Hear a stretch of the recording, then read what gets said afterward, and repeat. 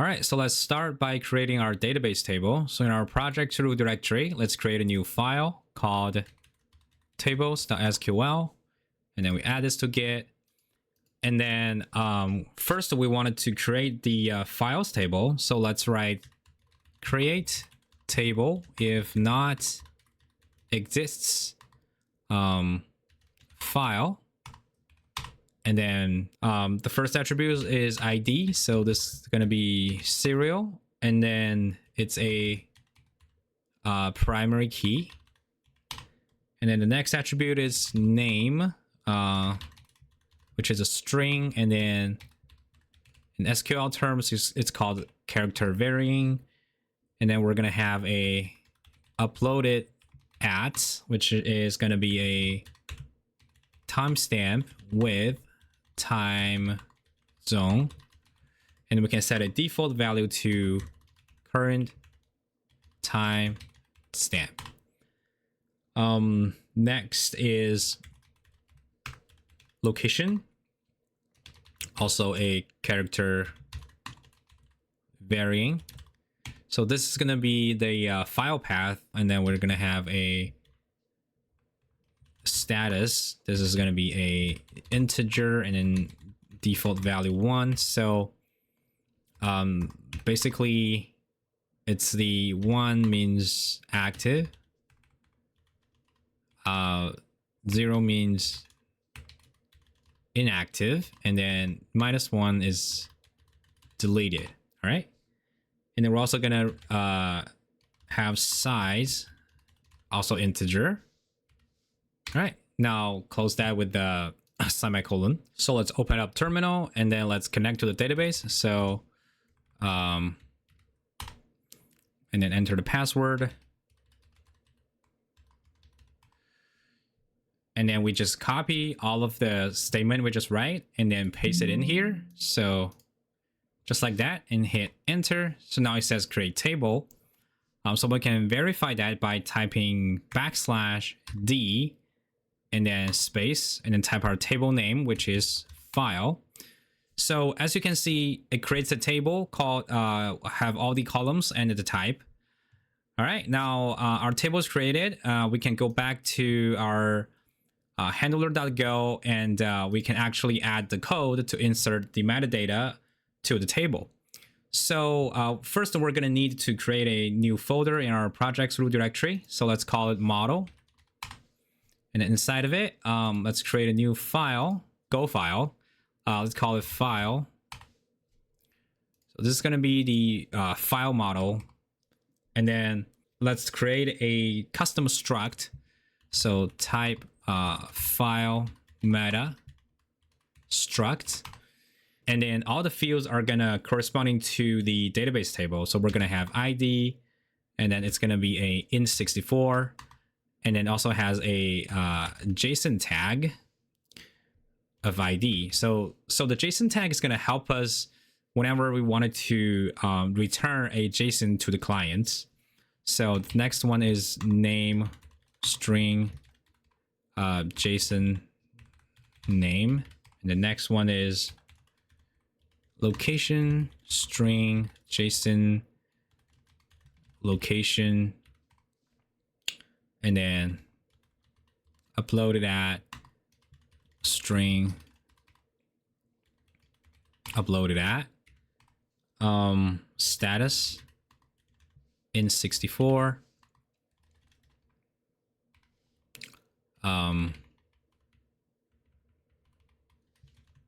status, and then size int64 size. All right, so next let's define our function to actually insert the meta to the database. So the function should call insert file meta, and then it takes a file meta, which we just defined above, and then it's gonna return the file meta, also a error. So in order to insert file meta to the database table, we need a SQL statement. So let's define a constant. Let's call it q insert file meta. And then let's actually define our table name. So file table equals to file. The file table name is just file. All right, so insert file meta is insert into and then plus file table plus parentheses, and then we're gonna have name, location, and then size, values, and then these three are gonna be arguments. So the first argument $1 and then $2 and then $3. So these is how we represent arguments in a SQL circle. And then we wanted to return, so returning ID, which is auto-generated by the database, and then we also want to return the uploaded at timestamp, which is also auto-generated by the database. All right, now let's use a prepared statement. So let's call statement error equals to utils.getDB.db.prepare, and then q insert file meta. And then if error is not null, we want to log the error. So slog.error failed to prepare statement plus error.error, and then we return f error. If there's no error, let's defer the statement.close, and then let's define a variable called uploaded at, which is going to be time.time, because the time in file meta is actually string, so we need to do a little bit of formatting whenever we get the value from the database table. So let's actually get the ID and uploaded time. So error equals to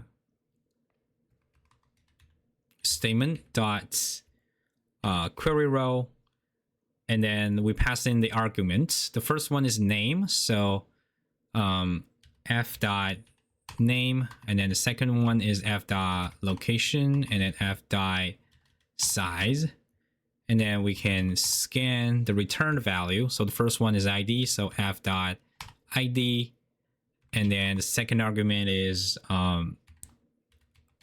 uploaded at. So if error is not null,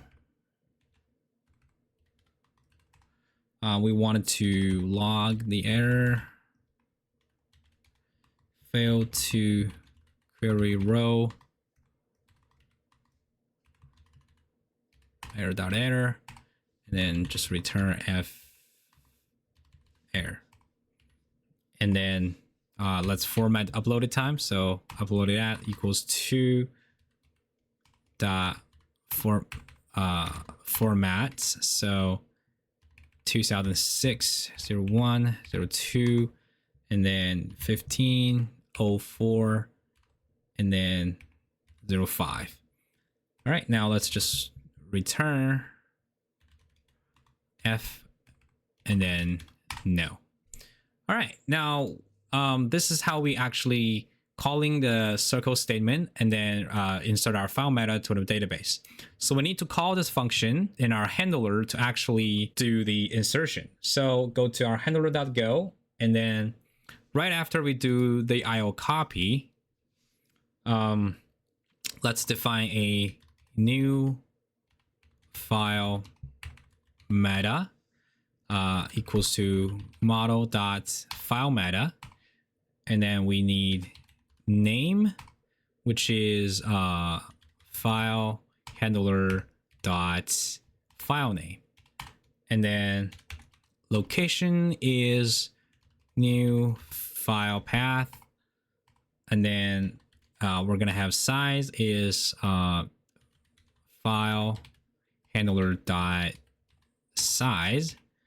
We're also going to have a status, which is defaults to 1. All right, now let's pass it into our insert function. So new file meta error equals to model dot insert new file meta. And then if error is not no, let's log the error. So slog dot error failed to insert file meta.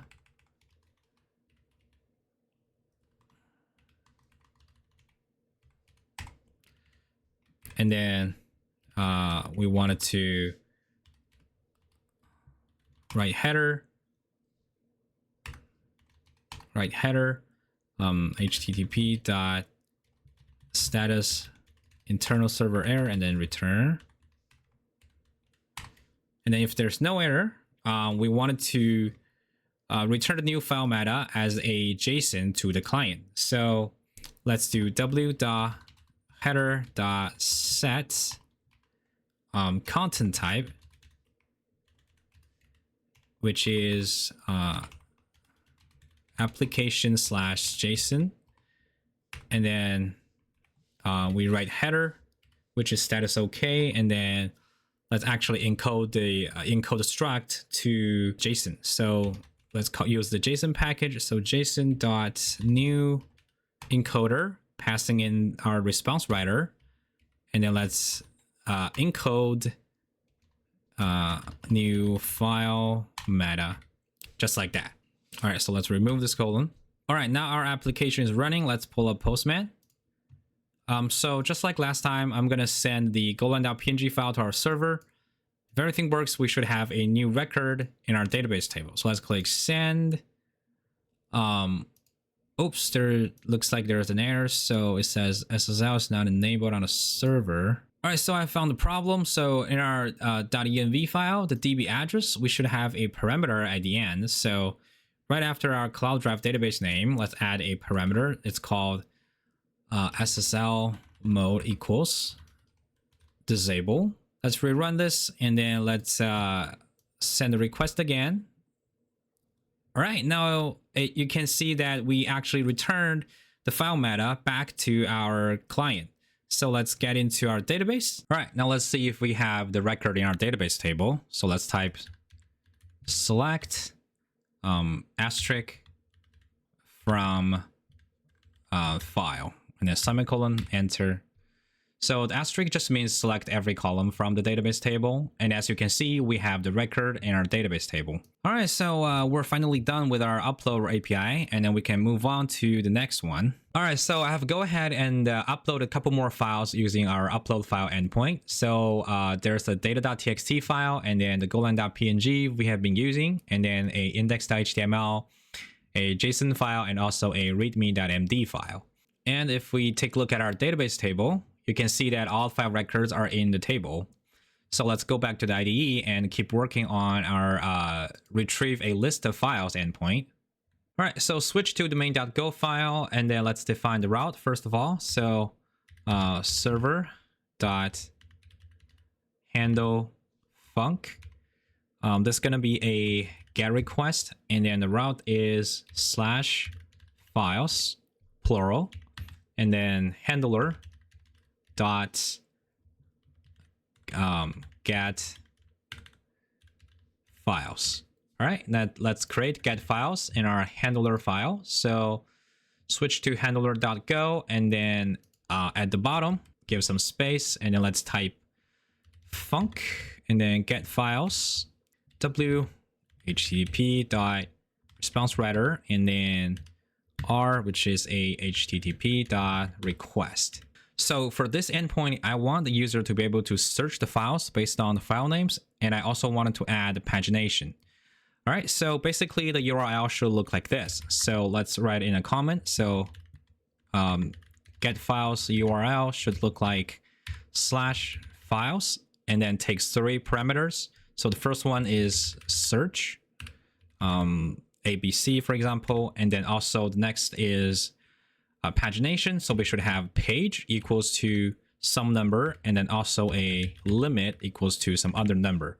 So the limit is basically the number of items per page we wanted to get.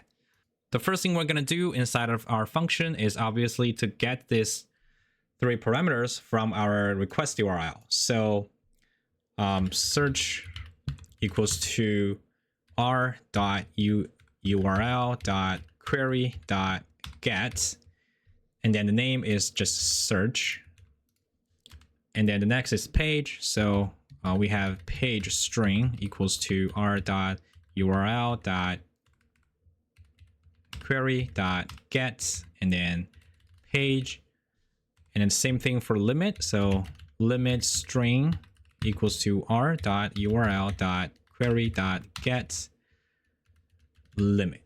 So this get function, which will always return a string, and then we need to convert this to an integer. All right. So next is to do page error equals to string conf dot a to I, and then we pass in the page string. All right, so the a to I function basically converts a string to an integer, and then if there's error, so we just log the error. So slog.error failed to convert page to int plus error.error, and then we w.write header. So we wanted to return an error, which is going to be status bad request, and then return. And then we do the same thing for limit. So let's copy this and then paste that. So this is going to be limit error equals to string conf.a2i limit string, and then the log should say failed to convert limit to int. Next, let's call a function from model to get the list of file metas. So response error equals to model.get file metas, and then it takes 3 parameters. So search, and then page, and then limit. Next, let's define this method in our model file. So let's go to file.go, and then let's first create some space. And here, let's define it. So func. All right, it's gonna take a search. So it's gonna be a string, and then page limit are gonna be int. And then the return type is a slice of file meta, and then also an error. So next, let's move up to top and define our SQL statement. So let's call it q get file meta, which is going to be equals to select ID, name, location, uploaded at status, and size from file. So we should use the file table, so like that.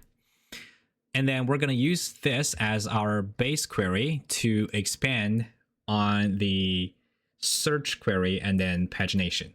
All right, so in our function, so search equals to, so we wanted to remove the leading and trailing white spaces from the search string. So strings dot trim space search, and then we need to calculate the actual limit and offset for the SQL statement.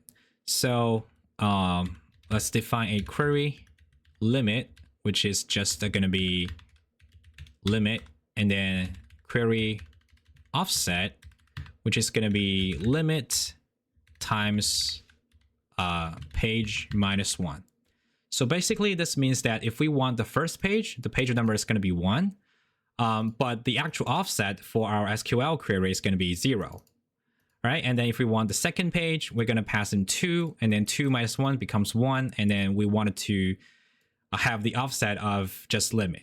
All right, so basically we want to skip the limit number of items and then start from the next item, right? If we wanted to skip the first page and return the second page as the results. Let's see if search is not equal to an empty string.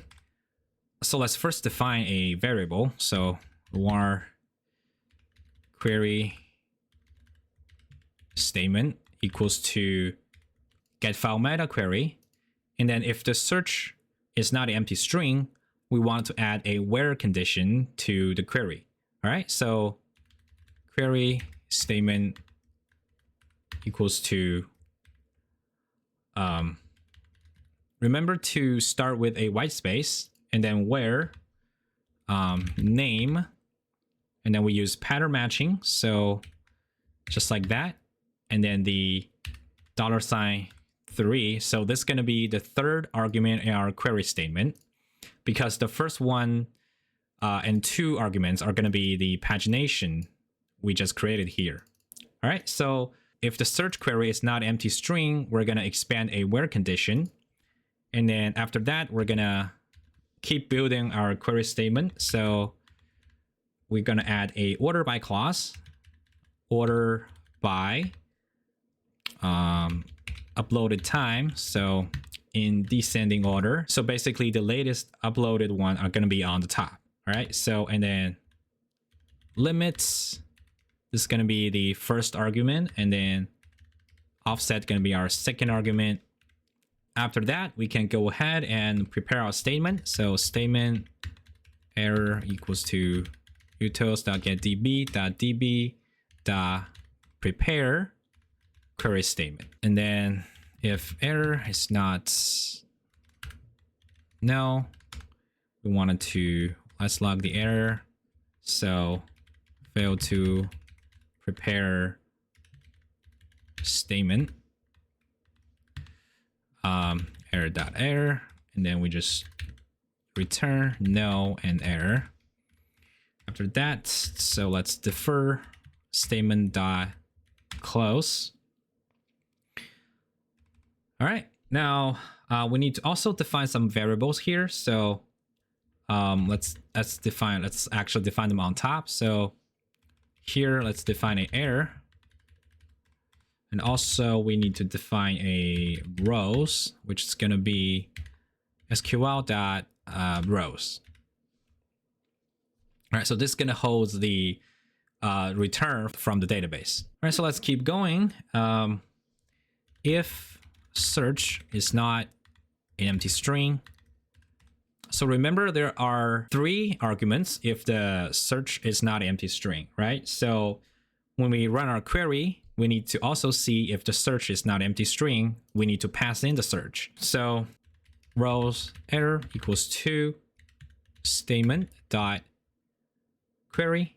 So the first argument is always query limit, and then the second argument is query offset, and then this third argument is going to be search. And then otherwise, when we don't have a search string, we only wanted to pass in rows error equals to query. We only wanted to pass in the query limit and then the query offset. All right, and then if error is not to no, say fail to query rows error.error, and then return no, just like that. And then we need to also defer rows dot close. All right, so now we have run the query. We need to process the return results. So let's first define a slice to hold the results. File metas equals to make file meta, and then let's loop through the rows. Next, and then let's define a local variable, which is going to be file meta, and then we scan the rows and just store it in the file meta. So rows.scan, and then the first one is ID, name, location, and then uploaded at, and then status, and then size. All right, and then if error is not equal to no, log the error.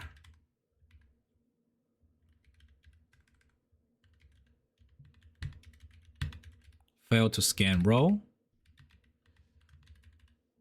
error.error, and then return. And then if there's no error, we wanted to basically append the current row to our file meta. All right, so file metas equals to append file metas fm. All right, now with everything's working, we can just return file metas and then a no. All right, so basically that's how we get file metas from the database, and then we call this function from within our handler, and then we need to finish this handler function. So let's see, if error is not null, we wanted to just w.writeHeader http dot status internal server error. We just return. Then if there's no error, what we want to do is w.header.set content type, which is application/JSON, and then w.writeHeader http.status OK, and then we call json.newEncoder, pass in our response writer, and then encode our response, and then return.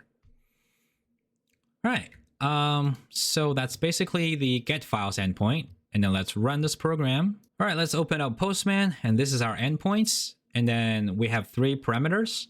Let's see what do we have if we don't have any values for any of the parameters. Right now it says 404 bad request, and then we take a look at it, the console, it says failed to convert page to int. So basically this means that our page and limits are required. All right, so we pass in, say we want page 1 and limit is 20, and then if we send this request again, now as you can see we have basically like all the records returned, right? Starting from the latest update, which is ID 5, and then 4, 3, 2, 1. All right, that means our pagination works. All right, let's try another value. So if we only want 3 items, and then let's send. So we have 4, 5, and 3, and that's all the records that we get. And now if we want the second page, we send that again. So as you can see, we're starting from 2 and then 1. We only got 2 items. And then that's correct. All right, and then let's try to search something. So if we search lang and we want the first page, and then let's send. So now as you can see, we have golang.png returned because that's the only file name that's matching this pattern. All right, that means our retrieve file list endpoint is complete.